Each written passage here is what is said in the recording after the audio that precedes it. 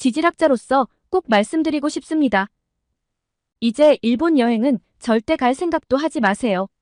일본은 곧 사람이 살 수 없는 땅이 될 것입니다. 여기 독일의 저명한 지질학자이자 베를린 자유대학의 교수가 있습니다. 올해 초여름 일본 정부의 초청으로 지진 관련 조사를 위해 일본을 찾았었다는데요. 이때 목격한 일본의 문제들을 한국분들과 나누며 한국분들에게도 꼭 하고 싶은 이야기가 있다네요. 대체 어떤 이야기일까요? 오늘의 사연 시작합니다. 안녕하세요. 제 이름은 안나 베커입니다. 독일 베를린 자유대학교 지질학을 강의하고 있죠. 저는 올해 초여름 일본 정부의 요청으로 지진 예측 및 대책 연구를 위해 일본을 방문하게 되었습니다. 나리타 공항에 도착해 출국장을 빠져나오자 일본 특유의 습한 공기가 생생하네요. 이날 공항에는 일본 지질조사소의 다나카 교수가 마중 나와 있었죠. 베커 교수님, 멀리서 오시느라 고생 많으셨습니다. 다나카 교수가 공손히 인사했어요. 저도 고개를 숙여 화답했습니다. 초대해 주셔서 감사합니다. 이번 연구가 일본의 지진 대비에 도움이 되길 바랍니다. 우리는 곧바로 연구소 건물로 향했습니다. 차 안에서 다나카 교수는 일본의 최근 지진 동향에 대해 설명했어요. 최근 들어 지진 활동이 더욱 활발해지고 있습니다. 특히 난카이 해구 주변의 움직임이 심상치 않아요. 베커 교수님이 큰 도움이 되어주셨으면 합니다. 저는 곧장 지진조사 연구 추진본부에서 열린 회의에 참석했습니다.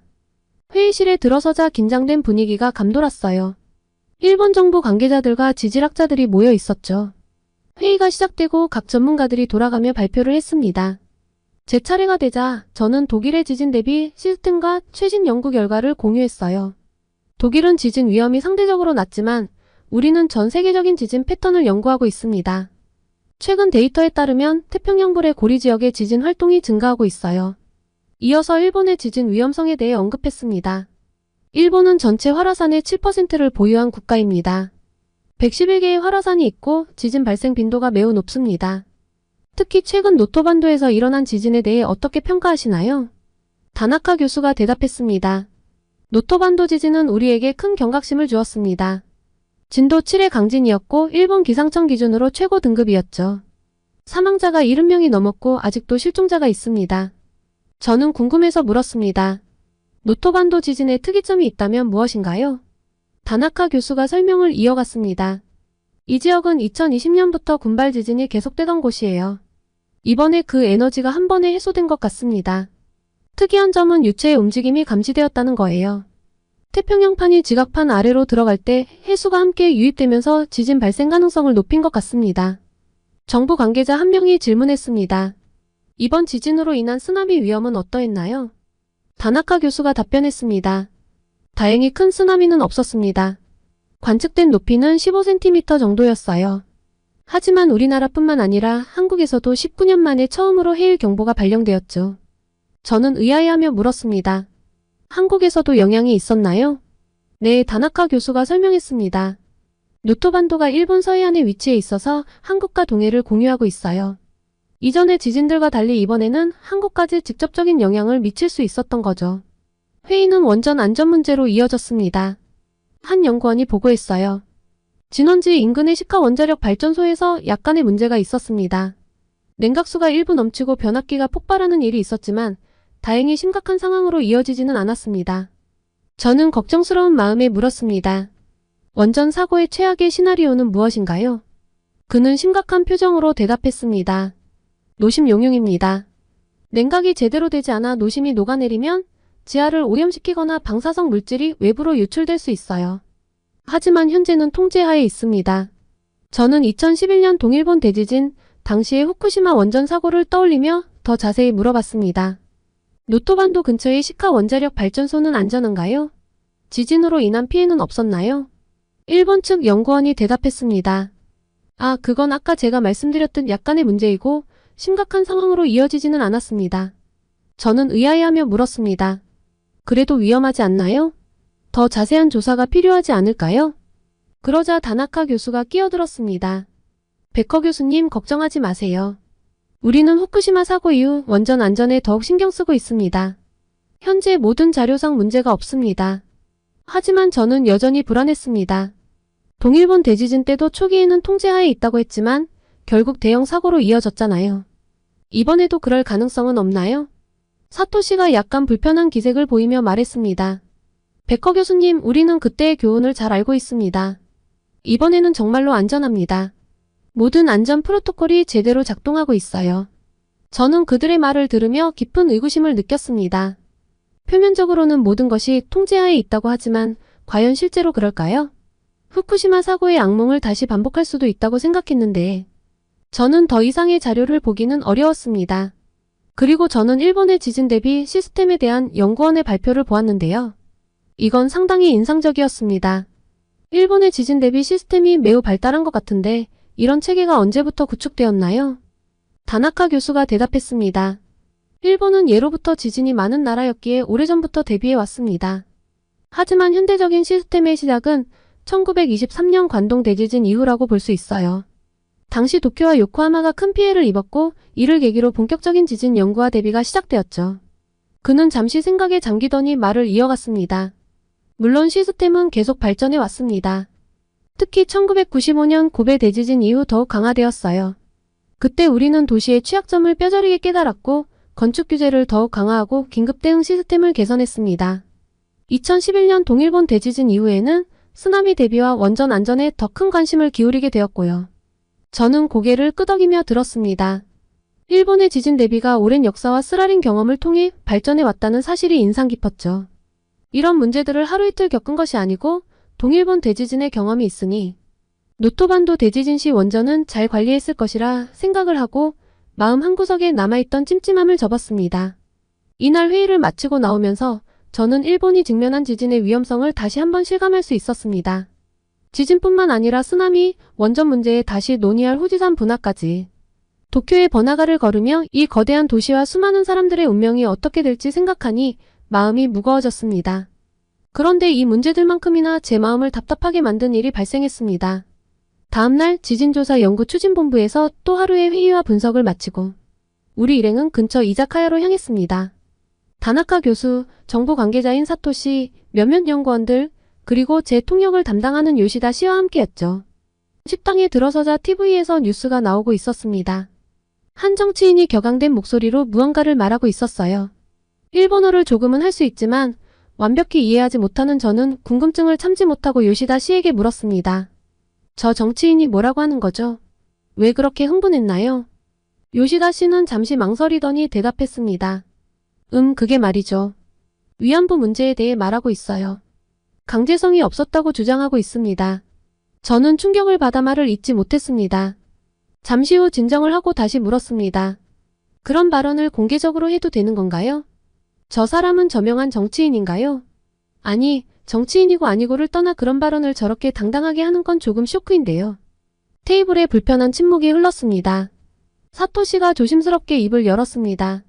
이런 발언은 논란의 여지가 있지만 표현의 자유라는 명목 하에 종종 있어 왔습니다. 저는 더욱 혼란스러워졌습니다. 하지만 이는 역사적 사실을 왜곡하는 것 아닌가요? 독일에서는 홀로코스트를 부정하는 것이 불법인데요. 그럼 독일은 자유를 억압하는 나라인가요? 다나카 교수가 끼어들었습니다. 일본과 독일의 상황은 좀 다릅니다. 우리는 과거사 문제를 다루는 방식이 조금 달라요. 이 말을 듣고 저는 더 깊이 물어보고 싶어졌습니다. 그렇다면 일본에서는 이런 역사적 사실들을 어떻게 교육하나요? 학교에서 어떻게 가르치고 있죠? 사토시가 대답했습니다. 솔직히 말씀드리면 이런 민감한 주제들은 자세히 다루지 않습니다. 주로 사실 위주로 간단히 언급하는 정도예요. 저는 믿기 힘들다는 듯이 물었습니다. 그렇다면 학생들은 자국의 역사에 대해 제대로 알지 못하는 건가요? 다나카 교수가 불편한 듯 말했습니다. 우리는 주로 일본의 발전과 성취에 초점을 맞춥니다. 과거의 어두운 면을 파헤치는 것보다는 미래를 향해 나아가는 것이 중요하다고 생각해요. 이 말을 듣는 순간 제 마음에 분노와 슬픔이 차올랐습니다.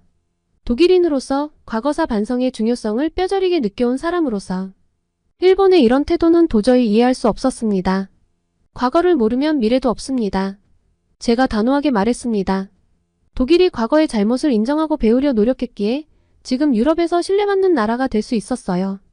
일본은 이웃 국가들과의 관계 개선을 원하지 않나요? 테이블에 무거운 침묵이 내려앉았습니다. 연구원들은 음식에만 집중하는 듯했고 다나카 교수와 사토시는 서로 눈치를 보았습니다. 결국 요시다 씨가 조심스럽게 화제를 돌렸습니다. 내일의 현장 조사 계획에 대해 이야기해 볼까요? 식사를 마치고 호텔로 돌아오는 길, 저는 큰 충격에 빠져 있었습니다. 일본이라는 나라에 대해 저는 그들의 문화와 기술력을 늘 존중해 왔습니다. 하지만 오늘 알게 된 모습은 제가 알던 일본이 아니었습니다. 호텔 방으로 돌아온 저는 창밖을 바라보며 복잡한 감정에 휩싸였습니다. 어떻게 이런 배울 만큼 배웠다는 사람들의 역사 인식이 이 모양일까? 상당히 충격적이었습니다. 하지만 동시에 저는 현실을 직시해야 했습니다.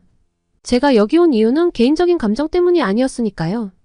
일본 정부의 요청으로 중요한 지질학적 연구를 위해 왔다는 것을 상기했습니다. 깊은 한숨을 내쉬며 저는 제 감정을 다스리려 노력했습니다. 제가 하는 일은 수많은 사람들의 생명과 직결되어 있으니 개인 감정을 섞어서 허술하게 할 수 없는 일이라는 걸 다시 상기했죠. 지진 예측과 대비책 마련은 정치적 견해나 역사인식과는 별개로 반드시 수행해야 할 중요한 과제이니까요. 지금은 내 개인적인 감정을 뒤로하고 주어진 임무에 집중해야 해 저는 스스로에게 말했습니다. 여기 있는 동안 최선을 다해 연구에 임하고 일본의 지진 대비에 도움이 되는 결과를 내놓아야 해. 비록 일본의 역사 인식에 대해 깊은 실망을 느꼈지만 저는 제 전문성과 직업 윤리를 지켜야 한다는 것을 잘 알고 있었습니다. 남은 기간 동안 최선을 다해 연구에 임하고 제가 할 수 있는 최선의 조언을 제공하기로 마음먹었습니다. 잠자리에 들며 저는 내일부터 더욱 철저히 제 본연의 임무에 집중하리라 다짐했습니다. 비록 마음 한구석에는 여전히 불편함이 자리 잡고 있었지만 전문가로서의 책임감이 그 어떤 개인적 감정보다 우선해야 한다는 것을 저는 잘 알고 있었습니다.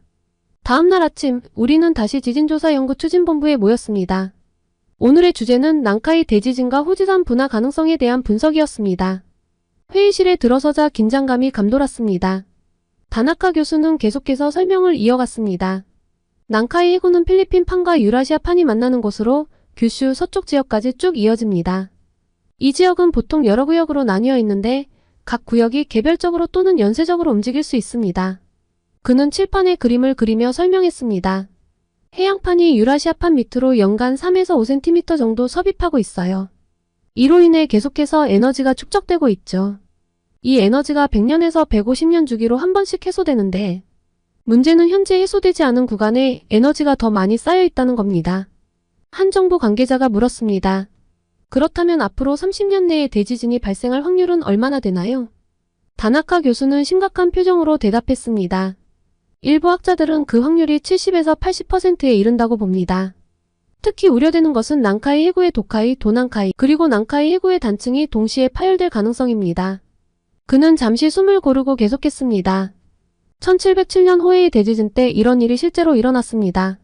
당시 사망자가 최소 5,000명에서 2만 명에 이르렀고 일본 전역에 산사태와 액상화 현상이 발생했죠. 최대 26m 높이의 쓰나미도 있었습니다. 회의실 안의 긴장감이 더욱 고조되었습니다. 다나카 교수는 이어서 말했습니다. 물론 이번 규슈 지진을 난카이 대지진의 전조 증상으로 보는 시각도 있지만 단정 짓기는 어렵습니다. 다만 주의해야 할 점은 도쿄 인근에서 지진이 발생할 가능성이 높다는 겁니다. 다나카 교수는 잠시 말을 멈추고 깊은 숨을 내쉬었습니다. 그의 표정이 더욱 심각해졌습니다. 현재 에너지가 가장 많이 쌓여있는 곳은 이즈 반도가 있는 도쿄 근처입니다. 개인적으로는 다음 지진이 이 지역에서 일어날 확률이 가장 높다고 봅니다. 그는 잠시 주변을 둘러보더니 계속해서 말을 이어갔습니다. 이는 매우 우려되는 상황입니다. 도쿄는 일본의 수도이자 가장 인구가 밀집된 지역이죠. 하지만 오랫동안 큰 문제가 없었기 때문에 오히려 위험에 대한 경각심이 줄어들고 있는 것 같아 더욱 걱정됩니다. 다나카 교수는 지도를 가리키며 설명을 이어갔습니다. 도쿄는 지질학적으로 매우 취약한 위치에 있습니다. 도쿄 앞쪽 바다 전체가 계속해서 대지진이 일어날 수 있는 곳입니다. 1923년 관동 대지진도 이 지역의 사가미 해구에서 발생했죠. 그는 잠시 멈추고 회의실을 둘러보았습니다. 모든 사람들의 표정이 굳어져 있었습니다. 더 큰 문제는 도쿄의 지형적 특성입니다. 도쿄는 거대한 평지입니다. 산이나 언덕 같은 자연 방벽이 없어 지진이나 해일에 매우 취약합니다. 게다가 대규모 지하수 사용으로 지반이 계속 낮아지고 있어요. 한 정부 관계자가 끼어들었습니다. 그렇다면 도쿄를 포기하고 수도를 옮겨야 하는 것 아닌가요? 다나카 교수는 고개를 끄덕였습니다. 사실 과거에는 그런 주장도 있었습니다. 하지만 지금까지 큰 문제 없이 지내왔기 때문에 그런 극단적인 대안은 현실적으로 받아들여지지 않고 있죠. 오히려 이런 안전불감증이 더 큰 위험을 초래할 수 있습니다. 그는 잠시 말을 멈추고 깊은 한숨을 내쉬었습니다. 도쿄는 일본 경제의 중심지이자 1,000만 명이 넘는 사람들이 살고 있는 곳입니다. 만약 대규모 지진이 발생한다면 그 피해는 상상을 초월할 것입니다. 하지만 많은 사람들이 이 위험을 간과하고 있어요. 회의실 안에 무거운 침묵이 흘렀습니다. 도쿄가 직면한 위험의 규모와 그에 대한 대비 부족에 대한 인식이 모든 참석자들의 마음을 무겁게 눌렀습니다. 마지막으로 다나카 교수는 경고의 말을 덧붙였습니다. 난카이 해구 전체가 한꺼번에 파열될 가능성은 상대적으로 낮지만 그렇다고 안심할 순 없습니다. 지역에서든 큰 지진이 발생할 위험이 도사리고 있으며 만약 대지진이 발생한다면 한국을 포함한 주변국에도 영향을 미칠 수 있습니다. 이 설명을 들은 모든 사람들의 표정이 더욱 굳어졌습니다. 일본이 직면한 지질학적 위험의 규모와 복잡성, 그리고 그것이 가져올 수 있는 광범위한 영향에 대한 인식이 회의실 안에 무거운 침묵을 드리웠습니다. 다음으로 후지산 전문가인 사토 박사가 나섰습니다. 후지산의 마지막 분화가 1707년 호에이 대분화였죠. 약 300년 동안 분화가 없었다는 것은 내부에 엄청난 에너지가 축적되어 있다는 뜻입니다. 언제 분화해도 이상하지 않은 상황입니다. 그는 프로젝터로 후지산의 단면도를 보여주며 계속했습니다. 최근 관측 결과에 따르면 후지산 내부의 마그마 활동이 점점 활발해지고 있습니다. 고주파 지진과 저주파 지진의 발생 빈도가 증가하고 있어요. 한 연구원이 끼어들었습니다. 실제로 2021년에는 저주파 지진이 8회에서 2022년에는 140회로 급증했습니다. 다나카 교수는 고개를 끄덕이며 말을 이었습니다. 그렇습니다. 이는 마그마의 움직임이 활발해지고 있다는 신호로 볼 수 있어요.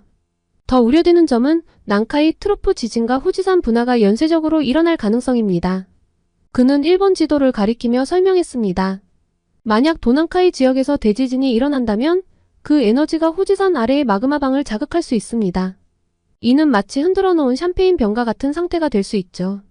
조금만 더 자극이 가해져도 폭발할 수 있는 상태가 되는 겁니다. 회의실 안의 긴장감이 더욱 고조되었습니다. 한 정부 관계자가 물었습니다. 후지산이 분화하면 어느 정도의 피해가 예상되나요? 다나카 교수의 표정이 더욱 심각해졌습니다. 후지산 분화는 도쿄에 엄청난 피해를 줄 수 있습니다. 화산재로 인해 항공기 운항이 전면 중단될 수 있고 도쿄 전역이 마비될 수 있습니다. 더 나아가 화산재가 전자기기에 미치는 영향으로 인해 일본 경제에 큰 타격을 줄 수 있습니다. 그는 잠시 말을 멈추고 깊은 숨을 내쉬었습니다. 최악의 시나리오는 대지진과 후지산 분화가 연이어 일어나는 경우입니다. 이런 상황이 발생하면 복구가 거의 불가능한 수준의 피해가 예상됩니다. 회의실 안에 무거운 침묵이 흘렀습니다. 한 정부 관계자가 떨리는 목소리로 물었습니다. 그렇다면 난카이 대지진과 후지산 분화가 동시에 일어날 가능성은 얼마나 됩니까? 사토 박사가 대답했습니다. 정확한 확률을 말하기는 어렵지만 가능성은 충분합니다. 대지진이 일어나면 그 에너지가 후지산 아래의 마그마방을 자극할 수 있습니다. 마치 흔들어 놓은 샴페인 병과 같은 상태죠. 이 말을 듣자 회의실 안의 공기가 얼어붙는 것 같았습니다. 저는 독일에서의 경험을 바탕으로 의견을 제시했습니다. 두 재해가 동시에 일어난다면 피해 규모는 상상을 초월할 것입니다. 특히 도쿄도 방심할 수 없습니다. 도쿄는 쓰나미에 매우 취약해 보입니다. 이 자료를 좀 보세요. 다나카 교수가 덧붙였습니다. 맞습니다. 앞서 설명드린 것처럼 도쿄는 거대한 평지입니다. 게다가 대규모 지하수 사용으로 지반이 계속 낮아지고 있어요. 20에서 30m 높이의 쓰나미가 온다면 도쿄 역시 쓰나미 피해를 막기 힘들 것입니다. 정부 관계자들의 얼굴이 창백해졌습니다. 한 관계자가 떨리는 목소리로 물었습니다. 그렇다면 우리는 어떻게 해야 합니까? 도쿄를 포기해야 하나요? 사토 박사가 고개를 저었습니다. 그렇게 극단적인 대안은 현실적이지 않습니다. 하지만 더 철저한 대비가 필요합니다. 특히 방제 시스템과 대피 계획을 전면 재검토해야 합니다. 저는 독일의 사례를 들어 설명했습니다. 독일에서는 모든 가능한 시나리오를 고려해 대비합니다. 최악의 상황을 가정하고 그에 맞는 대책을 세우는 것이 중요합니다. 회의가 계속되면서 정부 관계자들의 불안감은 더욱 커져갔습니다. 중간에 잠시 화장실을 가려고 일어났는데 이날 회의를 참관하던 정부 관계자들이 저를 쫓아와 묻더군요. 이런 상황이라면 개인적으로 해외 이주를 고려해봐야 하는 것 아닌가요? 이 말을 듣고 저는 충격을 받았습니다. 책임 있는 위치의 사람들이 이런 생각을 하고 있다니요? 하지만 동시에 그들의 두려움을 이해할 수 있었습니다. 마지막으로 다나카 교수가 정리했습니다. 우리가 할 수 있는 건 철저한 준비입니다. 과학적 예측, 대비책 마련, 그리고 국민들의 인식 제고가 필요합니다. 이것은 단순한 자연재해 대비를 넘어 국가의 존립과 직결된 문제입니다. 지금 업데이트된 대비책을 각 지역에 내려보내고 시급한 문제들은 역시 한 달 이내로 완수하는 것이 좋아 보입니다. 회의가 끝난 후 다나카 교수가 제안했습니다. 베커 교수님, 오늘 하루 고생 많으셨습니다. 근처 이자카야에서 간단히 한잔하실래요? 저는 기꺼이 동의했습니다. 연구소를 나서며 도쿄의 밤거리가 눈에 들어왔습니다. 화려한 네온사인과 분주히 오가는 사람들, 아주 평범해 보이는 이 시가 언제 큰 재앙에 휩싸일지 모른다는 생각에 가슴이 무거워졌습니다. 이자카야에 들어서자 은은한 조명과 아늑한 분위기가 우리를 맞이했습니다. 다나카 교수, 사토시, 그리고 몇몇 연구원들과 함께 자리에 앉았습니다. 차가운 생맥주가 테이블에 놓이자 긴장됐던 분위기가 조금씩 풀리는 것이 느껴졌습니다. 첫 잔을 마시고 난 후 사토시가 입을 열었습니다. 솔직히 말씀드리면 오늘 회의 내용이 너무 충격적이었습니다. 우리가 정말 제대로 된 대비를 하고 있는 걸까요? 다나카 교수가 한숨을 쉬며 대답했습니다. 사실 아무리 대비를 한다고 해서 진도 7 이상의 지진에 대해서는 우리도 제대로 된 대책이 없습니다. 지금까지의 대비 계획으로는 턱없이 부족할 거예요. 저는 놀라움을 감추지 못했습니다. 하지만 일본은 지진 대비 선진국 아닌가요? 어떻게 그럴 수 있죠? 아까 이야기랑은 다르잖아요. 내진 설계가 진도 7 이상은 못 버티나요? 제 질문에 방 안의 공기가 순식간에 무거워졌습니다. 연구원들은 서로 눈치를 보며 어색한 침묵을 지켰습니다. 사토시가 마침내 입을 열었습니다. 그의 얼굴에는 쓴웃음이 번졌습니다. 베커 교수님, 겉으로 보이는 것과 실제는 다릅니다. 우리도 알고 있어요. 하지만 현실적인 한계가 너무 많아요. 그는 잠시 숨을 고르더니 계속 말을 이어갔습니다. 내진 설계는 분명 진도 7까지는 견딜 수 있게 되어 있습니다. 하지만 문제는 그 이상의 지진이죠. 우리가 예측하는 난카이 트로프 지진은 진도 7을 훨씬 뛰어넘을 가능성이 높아요. 사토시의 목소리에서 깊은 좌절감이 느껴졌습니다. 게다가 모든 건물이 완벽한 내진 설계를 갖추고 있는 것도 아닙니다. 오래된 건물들, 예산 부족으로 보강 공사를 미룬 시설들이 많습니다. 공개적으로 이런 자료를 발표할 수는 없지만요. 이런 곳들은 진도 7 미만의 지진에도 취약할 수 있어요. 다나카 교수가 덧붙였습니다. 그리고 내진 설계만으로는 부족합니다. 쓰나미, 산사태, 액상화 현상들이 있잖아요. 이런 2차 피해들은 내진 설계만으로는 막을 수 없어요. 특히 도쿄 같은 대도시는 인구 밀도가 너무 높아서 대피와 구호에도 큰 어려움이 있을 겁니다. 방 안의 모든 사람들의 표정이 어두워졌습니다. 그들의 눈에서 무력감과 두려움이 읽혔습니다. 사토시가 마지막으로 말했습니다. 우리는 최선을 다해 대비하고 있습니다. 하지만 자연의 힘 앞에서 인간의 능력은 한계가 있어요. 그리고 그 한계를 인정하는 것이 때로는 가장 어려운 일인 것 같습니다. 이 말을 들으며 저는 일본이 직면한 위험의 심각성을 더욱 깊이 실감하게 되었습니다. 겉으로 보이는 안전과 실제 상황의 차이, 그리고 그 사이에서 고뇌하는 전문가들의 모습이 제 마음을 무겁게 눌렀습니다. 무거운 침묵이 흐르던 중 한 젊은 연구원이 조용히 입을 열었습니다. 사실 저는 지난달에 아이들을 한국으로 유학 보냈어요. 일본의 상황이 불안해서 말이죠. 이 말에 모두가 놀란 듯 그를 바라보았습니다. 잠시 후 사토 교수가 한숨을 쉬며 말했습니다. 나도 고백할 게 있네요. 제 아이와 어머니는 이미 하와이에 계세요. 작년부터 그곳에서 살고 계신답니다. 그 말을 듣자 다른 이들도 하나둘씩 입을 열기 시작했습니다. 저도 부모님을 호주로 모셨어요. 일본에 계시는 게 불안해서요. 제 동생 가족은 작년에 캐나다로 이민 갔어요. 지진 위험 때문이라고 하더라고요.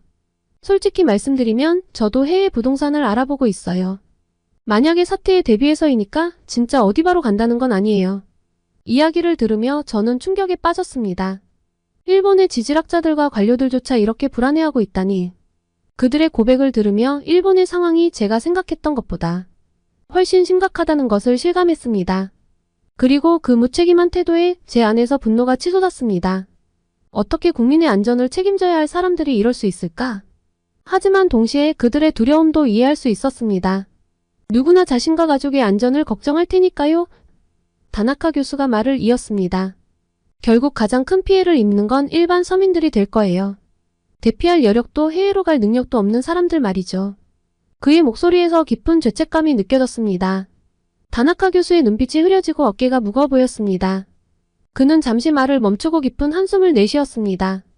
우리가 이렇게 도피 계획을 세우고 있는 동안 수많은 사람들은 아무것도 모른 채 일상을 살아가고 있어요. 매일 열심히 일하고 가족을 위해 노력하는 평범한 사람들이죠. 그들에게 이런 위험을 알리지 못하는 우리가 정말 올바른 일을 하고 있는 걸까요? 다나카 교수의 손이 미세하게 떨리는 것이 보였습니다. 그의 얼굴에는 깊은 주름이 패였고 평소의 침착한 모습은 온데간데 없었습니다.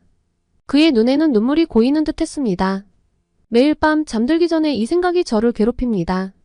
우리가 보호해야 할 사람들을 외면하고 있다는 죄책감이요. 하지만 동시에 이런 상황에서 우리가 무엇을 할 수 있을지 막막하기만 합니다. 다나카 교수의 고백은 방 안의 모든 사람들에게 무거운 침묵을 안겼습니다. 그의 말에 담긴 절망감과 무력감이 우리 모두의 마음에 깊은 울림을 주었습니다. 맥주잔을 들어 한 모금 마시며 저는 깊은 생각에 잠겼습니다. 제가 알던 일본의 이미지가 조금씩 무너지는 것 같았습니다. 기술 선진국, 안전 선진국이라고 생각했던 나라의 실상을 마주하니 마음이 복잡해졌습니다. 그렇다면 우리가 할 수 있는 일은 무엇일까요? 제가 조심스럽게 물었습니다. 사토시가 대답했습니다. 최선을 다해 연구하고 경고하는 것뿐이겠죠. 하지만 솔직히 말해서 정부가 얼마나 귀 기울일지 모르겠어요. 이야기는 계속되었고 맥주잔은 몇 번이고 채워졌습니다. 밤이 깊어갈수록 연구원들의 얼굴에서 무거운 책임감과 동시에 무력감이 느껴졌습니다. 그들은 위험을 알고 있지만 그것을 막을 힘이 없다는 사실에 괴로워하는 듯 했습니다. 이자카야를 나서며 도쿄의 방거리를 다시 바라보았습니다. 화려한 불빛 아래에서 사람들은 여전히 분주히 움직이고 있었습니다. 그들은 자신들이 어떤 위험 속에 살고 있는지 알고 있을까? 알면서도 그저 일상을 살아가는 것일까? 호텔로 돌아가는 길 제 마음은 무거웠습니다. 지질학자로서 제가 할 수 있는 일이 과연 무엇일지 고민이 되었습니다. 단순히 연구 결과를 내놓는 것으로 충분할까? 아니면 더 적극적으로 경고의 목소리를 내야 할까? 지나가는 일본 사람들을 보며 안쓰러운 마음과 함께 걱정되는 마음이 가득했는데요. 제 연구 결과와 제안이 이들에게 조금이라도 더 도움이 되었으면 하는 바람이 가득했습니다. 그리고 저는 다음날 아침 출국 전 마지막 자유시간을 활용해 도쿄의 한 대형 서점을 찾았습니다. 평소 해외여행 때마다 현지 서점을 들르는 것이 제 습관이었죠. 그 나라 사람들의 관심사를 엿볼 수 있는 좋은 방법이라고 생각했기 때문입니다. 그런데 서점 안을 둘러보던 중 저는 충격적인 광경을 목격했습니다. 혐한 서적 코너가 따로 마련되어 있었던 것입니다. 책 제목들을 하나씩 읽어내려가며 저는 점점 더 큰 충격에 빠져들었습니다. 한국인으로 태어나지 않아 다행이야. 이계전 주한 일본 대사가 쓴 책이라고? 저는 믿기지 않는 눈으로 책을 집어들었습니다. 옆에 놓인 만화 혐한류는 무려 100만 부나 팔렸다고 합니다. 더 놀라운 것은 반일 종족주의라는 책의 일본어판이 아마존 재팬에서 종합 베스트셀러 1위를 기록했다는 사실이었습니다. 이 모든 것을 보며 저는 깊은 혼란에 빠졌습니다. 어떻게 이런 책들이 대형 서점의 버젓이 전시될 수 있는 걸까요? 그것도 따로 코너까지 만들어서? 서점을 나서는 길에 저는 또 다른 충격적인 광경을 목격했습니다. 거리에서 혐한 시위대가 구호를 외치고 있었던 것입니다. 난징 대학살이 아니라 일본 내 코리아타운 대학살을 실행하자. 한국인 여성은 성폭행해도 된다. 좋은 한국인도 나쁜 한국인도 다 같이 죽여라. 이 끔찍한 구호를 들으며 저는 그 자리에 얼어붙었습니다. 이것이 현대 일본의 모습이라니 도저히 믿기지 않았죠. 그 순간 제 머릿속에 역사의 아이러니가 스쳐 지나갔습니다. 1910년부터 1945년까지 35년간의 일본 식민지배 동안 고통받은 한국인들의 한가 분노가 떠올랐습니다. 강제징용, 위안부 문제, 그리고 문화말살 정책. 이런 역사적 아픔들이 제 마음을 무겁게 했습니다. 그리고 지금 제가 두 눈으로 본 일본의 혐한 서적, 거리의 혐오 발언, 역사 왜곡들.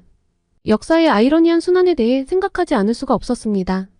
불과 80년 전 제국주의 열강으로 아시아를 침략했던 나라가 이제는 자연재해라는 인력으로 도저히 막을 수 없는 큰 위협 앞에 놓여 있습니다.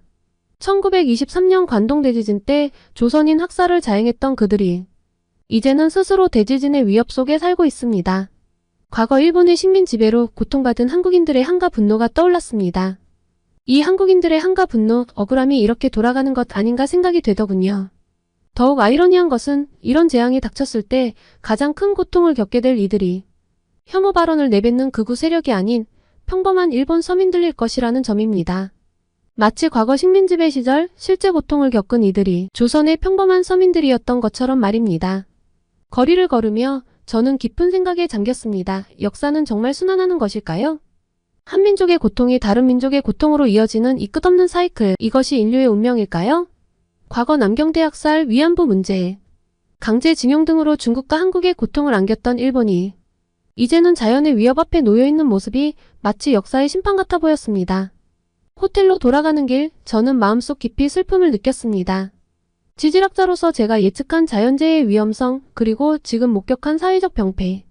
이 모든 것이 뒤섞여 제 마음을 무겁게 눌렀습니다. 호텔방에 도착해 짐을 싸며 저는 이번 여행이 제게 준 깊은 통찰에 대해 생각했습니다.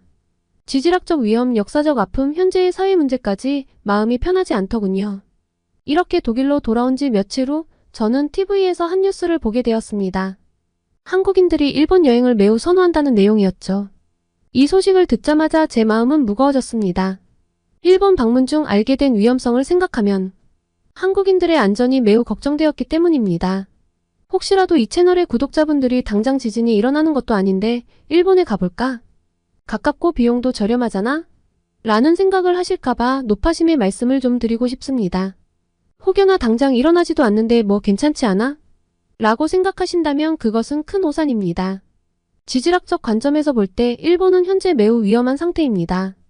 난카이 트로프 지진의 발생 가능성이 매우 높아졌으며 이는 언제든 일어날 수 있습니다. 더욱 우려되는 것은 후지산의 분화 가능성입니다. 후지산은 300년 넘게 분화하지 않았습니다. 이는 내부에 엄청난 에너지가 축적되어 있다는 의미입니다. 전문가들은 후지산이 언제 분화해도 이상하지 않은 상태라고 경고하고 있습니다. 만약 후지산이 분화한다면 그 영향은 도쿄를 포함한 광범위한 지역에 미칠 것입니다. 특히 우려되는 점은 대지진과 후지산 분화가 연쇄적으로 일어날 가능성입니다. 대지진으로 인한 지각 변동이 후지산의 마그마를 자극할 수 있기 때문입니다. 이 두 가지 재해가 동시에 또는 연이어 발생한다면 그 피해는 상상을 초월할 것입니다. 도쿄는 이러한 위험에 매우 취약합니다. 대규모 지진으로 인한 도시기능 마비, 건물 붕괴, 대규모 화재 등의 위험이 있습니다. 여기에 후지산 분화로 인한 화산재까지 더해진다면 항공기 운항 중단으로 대피가 어려워질 수 있습니다. 더욱 충격적인 것은 일본 정부의 대비 상태입니다. 진도 7 이상의 지진에 대해서는 제대로 된 대책이 없다는 것을 알게 되었습니다. 심지어 일부 고위 관료들은 이미 해외 도피 계획을 세워두고 있다고 합니다.